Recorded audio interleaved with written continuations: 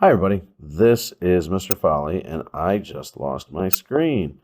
Let's see what I can get here. There we go. And welcome to 2.4 where we are going to talk about reactions and replacement.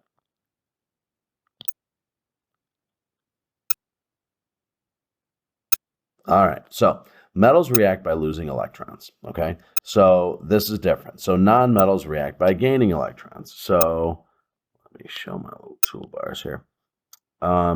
So metals are losers, non-metals are gainers, okay? So metals are large and unattractive. The biggest and least attractive elements are the most reactive metals. So that means that as I go down and as I go left, francium is the most reactive metal. Why? As I go down, it is larger. It has more energy levels. So it is larger and less attractive.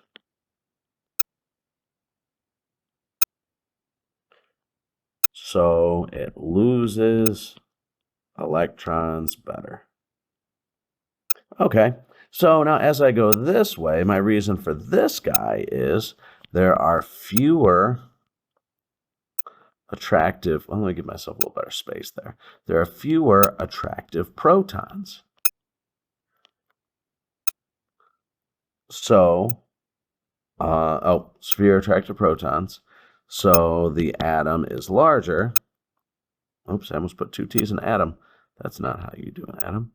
Atom is larger and less attractive. So it loses electrons better. So notice we're looking at losing electrons better. So francium is the biggest loser on the periodic table, which means it's the most reactive metal on the periodic table. Now, this shouldn't come as too much of a surprise to you. Oops. This shouldn't come as too much of a surprise to you, but, oops. But non-metals do the opposite. So if metals do one thing, non-metals do the other. So non-metals are small and attractive. So it means the smallest and most attractive non-metals are the most reactive. So as you go up, you have fewer energy levels. So atoms are smaller.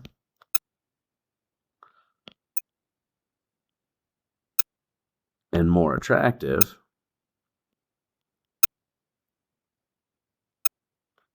So they gain electrons better.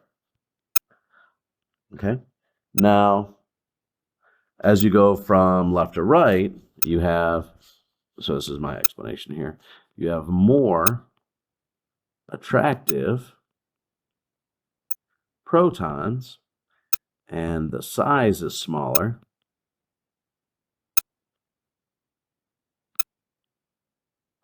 So the atom attracts electrons better. Okay, so it's all about attracting electrons or losing electrons. All right, finding replacement time. So finding replacements.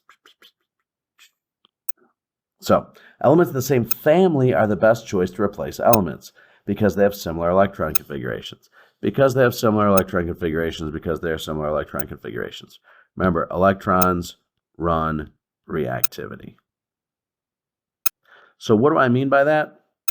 So I'll show you a little bit of radium girls here in class later, but what do I mean by that? If I'm going down at a periodic table, I would have 1s1, 2s1, oops, that's an S, 3s1. And if I'm over here, I might be at 2p3, 3p3, 4p3. And what this tells me is it'll have the same charge, it'll react similarly, all those other things. So let's take a look at the periodic table while we're talking about this.